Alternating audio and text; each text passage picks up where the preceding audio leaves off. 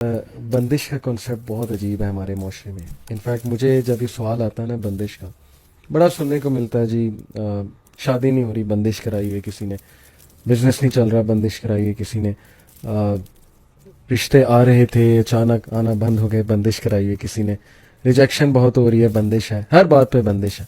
تو میں اکثر نے کہتا ہوں کہ بندش کا واحد کنسیپٹ جو مجھے پتا ہے، آپ کریکٹ بھی کیجیے گا جتنا میرا علم ہے، بندش کا واحد کنسیپٹ جو مجھے پتا ہے وہ یہ ہے کہ ہمارے گناہوں کی وجہ سے یا ہماری اپنی کوتاہیوں کی وجہ سے کوئی چیز اگر ہمیں نہیں پہنچتی یا ہمارا رزق ڈیلے ہو جاتا ہے گناہوں کی وجہ سے، ہمارے عقیدے کی کمزوری کی وجہ سے، اللہ تعالیٰ پہ توکل نہ ہونے کی وجہ سے، تو یہ والے کنسیپٹ کو تو میں مانتا ہوں کہ چلو بندش اس سینس میں ہے کہ کوئی چیز رک گئی، پہنچنی تھی لیکن رک گئی تمہارے گناہوں کی وجہ سے یا تمہاری اپنی کسی مس کیلکولیشن کی وجہ سے. لیکن یہ جو کنسیپٹ ہے کہ ایک غلیظ گندا جادوگر کو بیٹھا ہوا ہے، وہ ایک چیز اللہ کی طرف سے ملنی تھی لیکن وہ اس نے روک دی، اس پہ تو میں بلیف نہیں رکھتا. یہ سب سے پہلے میں چاہتا ہوں کہ آپ اس کی وضاحت فرمائیں کہ کیا میں ٹھیک سمجھ رہا ہوں، میری سوچ ٹھیک ہے؟ علی بھائی آپ بالکل ٹھیک کہہ رہے ہیں، لیکن جو لوگ ایسا سوال کرتے ہیں یا ایسا کانسیپٹ پیش کرتے ہیں، وہ کہتے ہیں کہ فلاں چیز بھی بندش کی وجہ سے رک گئی، میرا رشتہ بھی بندش کی وجہ سے رک گیا. بیسیکلی وہ چاہتے ہیں کہ ہمارے اوپر کوئی پریشانی نہیں آنی چاہیے. صحیح. ان کا بلیو یہ ہوتا ہے کہ ہم جنت میں رہ رہے ہیں، یہاں کوئی دکھ نہیں ملنا چاہیے. صحیح. دیکھیں ہم دنیا کے اندر زندگی گزار رہے ہیں، دنیا میں رہتے ہوئے آزمائش کا سامنا کرنا پڑے گا، پریشانیوں کا سامنا کرنا پڑے گا، ٹینشن، سارے سکون تو ہمیں جنت میں ملیں گے. صحیح. الدنیا سجن المؤمن و جنت الکافر. صحیح ہوگی. نبی صلی اللہ علیہ وسلم کا فرمانے علی شان ہے کہ دنیا مومن کے لیے قید خانہ ہے. کیا کبھی کوئی ایسا شخص بھی آپ کو علی بھائی ملا ہے جو قید خانے میں رہ کے وہ کہ میں بڑا مطمئن تھا؟ صحیح. قید خانہ جیسا بھی ہو وہاں سکون سارا نہیں مل سکتا. بالکل ٹھیک. اچھا، جب عقیدہ کمزور ہوتا ہے اور لوگ سینسٹیو ہوتے ہیں کہ کوئی ٹینشن نہیں آنی چاہیے، جیسے کوئی پریشانی آتی ہے تو سب سے پہلے تو جنات پہ ڈال دیا جاتا ہے، اور علاج کرنے والے بھی جنات پہ ڈال دیتے ہیں. اچھا، جب علاج کرنے والے جنات پہ ڈالتے ہیں تو شیطان بھی ہنستا ہوگا کہ یار یہ کام میں نے تو نہیں کیا، یہ پیر صاحب میرا نام لگائی جا رہے ہیں. بہت سارے ایسے کام ہیں جن پہ شیاطین نے نہیں کیا ہوتا، جادو نہیں ہوا ہوتا، لیکن عامل حضرات ان کو کہہ کے پریشان کر رہے ہوتے ہیں. چلیں شادی کے حوالے سے بات کر لیں یا بزنس کے حوالے سے کر لیں. شادی سب سے پہلے، میرے پاس بہت سارے پیشنٹ آتے ہیں صحیح علی بھائی، سب سے پہلے تو بیٹیوں کی شادیاں لیٹ کی جاتی ہیں. کیا ہے جی، بیٹی ڈاکٹر بن رہی ہے، اچھا ڈاکٹر بن گئی، اب اس کے بعد 3 سال اور پڑھانا ہے عثمان بھائی، 4 سال اور پڑھانا ہے. وہی بیٹی جس کے چھوٹی عمر میں بہت اچھے اچھے رشتے آ رہے ہوتے ہیں، جو انہوں نے ریجیکٹ کیے ہوتے ہیں، انہوں نے نہیں کیے ہوتے وہ رشتے، وہی اسی لڑکی کا رشتہ مل ہی نہیں رہا ہوتا. 20 کیس ہے میرے پاس ایسے، آپ ملنا چاہیں. پہلے ان کے بہت اچھے رشتے آ رہے تھے، اب جادو کس نے کیا؟ نبی صلی اللہ علیہ وسلم کا فرمانے علی شان تو یہ ہے کہ جب بچہ بالغ ہو تو فوری شادی کریں اس کی. اب یہ ہماری بات سن کے یوتھ تو بڑے خوش ہوں گے کہ چلے ہمارے حق میں بات ہو رہی. دیکھیں شادی جو ہے بالغ ہونے کے بعد ہے.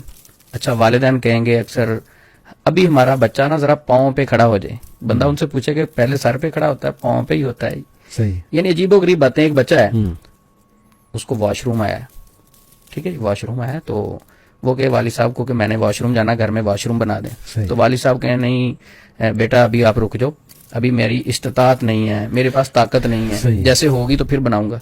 تو کیا ہے، وہ تو غلطیوں اور گناہوں کی طرف جائے گا نا. اس کا تو واش روم بیچ میں ہی نکل جائے گا، اس کے تو اختیار میں نہیں ہے. تو اسی طرح شادی جو ہے، جس طرح کھانا ضروری ہے، پانی پینا ضروری ہے، شادی کو وقت پہ کرنا ضروری ہے. سب سے پہلی وجہ یہ ہے کہ شادیاں ہم لیٹ کرتے ہیں، اپنے بچوں کو لیٹ کر دیتے ہیں. جب عمریں زیادہ ہو جاتی ہیں پھر رشتے نہیں ملتے. اچھا، زیادہ عمر میں پھر کئی بار چھوٹی عمر، بچی چھوٹی ہے، آدمی بڑا ہے، جب آدمی چھوٹا ہے، لڑکی بڑی ہے تو وہ رشتہ نہیں چلتا، طلاق ہو گئی، کوئی مسئلہ بن گیا تو اس کے بعد فوری کہہ دیا جاتا ہے یہ تو جادو کی وجہ سے ٹوٹ گیا. حالانکہ بہت ساری غلطیاں ہوتی ہیں بیچ میں، کمیاں کوتاہیاں ہوتی ہیں. تو میں کہتا ہوں کہ جادو پہ ڈالنے کے بجائے، جنات پہ ڈالنے کے بجائے، شیاطین پہ ڈالنے کے بجائے سب سے پہلے اپنے آپ کو سکین کرنا چاہیے، کوئی میری غلطی تو نہیں ہے.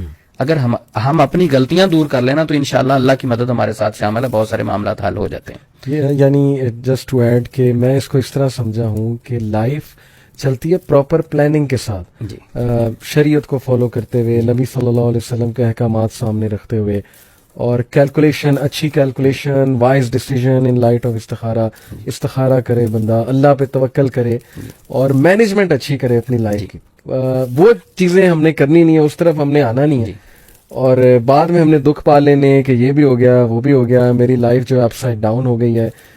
لائف کی اپ اپ سائڈ ڈاؤن ہونے کی بہت بڑی وجہ عثمان بھائی، چونکہ میں ماشاءاللہ ہماری یہ فیلڈ بھی ہے بیہیویئرل مینجمنٹ پلس سائیکالوجی کچھ پڑھی ہے، مین وجہ یہ کہ آپ نے مینجمنٹ ٹھیک نہیں کی.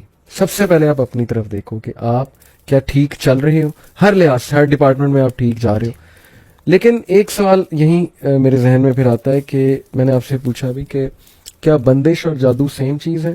ہمارے معاشرے میں بندش کرانے کا مطلب یہی ہوتا ہے لوگوں کا کہ جادو ہو گیا؟ جی بالکل، بندش اور جادو سے مراد سیم ہی ہوتا ہے کہ کسی چیز میں بھی رکاوٹ فیل کرنا، شادی کسی بھی کام میں رکاوٹ آ گئی، وہ آپ پہ بندش ہوگی یا میرے اوپر بندش ہوگی. بندش ہو جاتی ہے لیکن اس کا ہم انکار نہیں کر سکتے. بندش کے کانسیپٹ کو ہم نہیں سمجھتے، وہ بیسیکلی تخیلات پہ اثر انداز ہوتی ہے. وسوسے انسان کو آنے شروع ہو جاتے ہیں، مایوسی کی طرف چلا جاتا ہے. تو اسلام کہتا ہے کوئی بھی بندہ مایوس ہو، کوئی بھی بندہ اللہ پہ مضبوط توکل نہ کرے تو اس کا کام نہیں ہوگا. اللہ خود فرماتے ہیں، حدیث قدسی ہے، انا عند ظن عبدی بی ان ظن خیرا فلہ وان ظن شرا فلہ. انسان جیسا سوچتا ہے ویسے ہو جاتا ہے. تو شیطان ہمیں مایوس کرنے کی کوشش کرتا ہے. نہیں، لیکن عثمان بھائی یہ کیسے یقین کیا جا سکتا ہے کہ ایک چیز آپ کو اللہ کی طرف سے پہنچنی تھی وہ رک گئی ہے؟ یہ تو عقیدے کی خرابی نہیں؟ دیکھیں، جو جادو ہے اس کانسیپٹ کو بھی سمجھنے کی ضرورت ہے. جادو کس کے حکم سے چلتا ہے؟ اللہ کے حکم سے چلتا ہے. صحیح. میں آپ کو تکلیف نہیں پہنچا سکتا، وہ تکلیف اگر پہنچے گی تو وہ اللہ کی طرف سے، یعنی اللہ کے حکم سے پہنچے گی. کیسے کہ اللہ مجھے بھی آزما رہے ہوں گے، آپ کو بھی آزما رہے اللہ باذن اللہ، یہ سورہ بقرہ آیت نمبر 102 میں یہ ہے. 102 میں کہ اللہ باذن اللہ، اللہ کے حکم کے ساتھ چلتا ہے. اب کچھ لوگ اس سے یہ مطلب نہ نکال لیں کہ اچھا نعوذ باللہ جو جادو ہے اس میں اللہ رب العزت ساتھ دیتے ہیں. ایسا نہیں. جو جادو، دنیا میں کوئی کام بھی اللہ کے حکم کے بغیر نہیں ہو سکتا. زہر اگر ایک شخص کھاتا ہے وہ فوری مر جاتا ہے، کچھ لوگ نہیں بھی مرتے، ایسی ریسرچ موجود ہے. تو اللہ کے حکم سے ہی انسان مرتا ہے. جادو بھی اللہ کے حکم سے چلتا ہے. اللہ رب العزت اس جادو میں ساتھ نہیں دیتے، بلکہ جادو کرنے والے کی بھی اس وقت آزمائش چل رہی ہوتی ہے، جادوگر کی بھی آزمائش چل رہی ہوتی ہے، جس کے اوپر جادو ہوتا ہے اس کی بھی آزمائش چل رہی ہوتی ہے. کس پریشانی کی کیفیت میں یہ کس طرف بھاگتا ہے. جو اللہ کے ساتھ محبت کے دعوے کرتا ہے، میں تو اللہ کے علاوہ کسی کی مانتا نہیں ہوں، تو اس پریشانی میں یہ میری طرف آتا ہے یا جادوگروں کی طرف بھاگ جاتا ہے. بالکل صحیح. کیونکہ میں نے تو حدیث میں پڑھا ہے کہ صحابہ جب نبی صلی اللہ علیہ وسلم کے پاس آتے تھے شکایات لے کے، کچھ ظاہر پرابلمس ہوتے تھے لائف میں، تو یا تو اللہ کے نبی استغفار کرنے کا کہتے تھے، جو جتنا میں نے پڑھا. ایک وہ دعا سکھائی، لا الہ الا انت سبحانک انی کنت من الظالمین، میرے بھائی کی دعا، یونس علیہ السلام نے کہا میرے بھائی کی دعا. پھر ایک حدیث میں درود ابراہیمی کا بہت تذکرہ آیا، بلکہ ایک صحابی کو نبی نے کہا کہ اس کو اور بڑھاؤ، اس کو اور بڑھاؤ. بڑھتے بڑھتے بڑھتے بڑھتے 100% ان کا یہی جو ہے وہ ورد ہو گیا. تو اس طرف لوگ آتے نہیں ہیں، انہیں شارٹ کٹس چاہیے کہ کوئی تعویذ ہمیں مل جائے، کوئی ہم کچھ نہ کریں، ہم چینج نہ ہو، ہماری تھنکنگ چینج نہ ہو، ہم یہ نہ دیکھیں ہم نے کس کس کے ساتھ زیادتیاں کی ہوئی ہیں، ہم پتہ نہیں کیا گناہوں میں ملوث ہیں، ہم استغفار نہیں کرتے ہیں.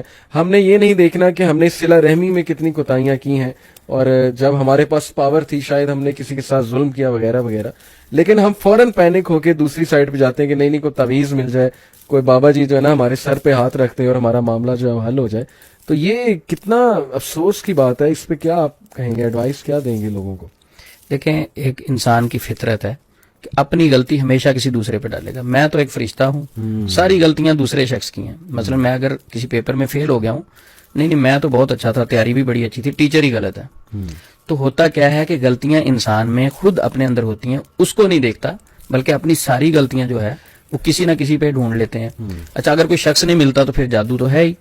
اچھا جب وہ جادو پہ ڈالتے ہیں تو معاشرے میں معالجین بھی ایسے بیٹھے ہیں، وہ بھی ایزیلی جادو پہ ڈال کے ذرا ان کی تو دکانداری کا مسئلہ ہوتا ہے، چلیں سسٹم ایک چلتا رہتا ہے. تو اصل جو چیز ہے کہ ہمیں اپنی غلطیاں خود دیکھنا چاہیے.